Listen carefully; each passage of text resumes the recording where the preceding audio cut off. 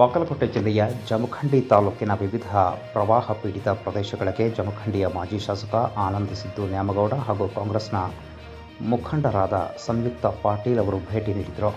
ಗ್ರಾಮದಲ್ಲಿಯ ಕುಂದುಕೊರತೆಗಳನ್ನು ಆಲಿಸುತ್ತಾ ಇತ್ತೀಚೆಗೆ ಪ್ರವಾಹ ಪೀಡಿತ ಪ್ರದೇಶದಲ್ಲಿ ಸಿಲುಕಿಕೊಂಡು ಮರಣ ಹೊಂದಿದ ಸದಸ್ಯರ ಕುಟುಂಬಗಳಿಗೆ ಭೇಟಿ ನೀಡಿ ಸಾಂತ್ವನ ಹೇಳಿ ಧನ ಸಹಾಯವನ್ನು ನೀಡಿದರು. ಈ ಸಂದರ್ಭದಲ್ಲಿ ವರ್ಧಮಾನ್ ನ್ಯಾಮಗೌಡ, ಮಹಾದೇವ್ ಪಾಟೀಲ್, ಭಾಸ್ಕರ್ ಬಡ್ಗೇರ್, ಕಾಡು ಮಾಳಿ ಸೇರಿದಂತೆ ಸ್ಥಳೀಯ ಪ್ರಮುಖರು ಉಪಸ್ಥಿತರಿದ್ದರು.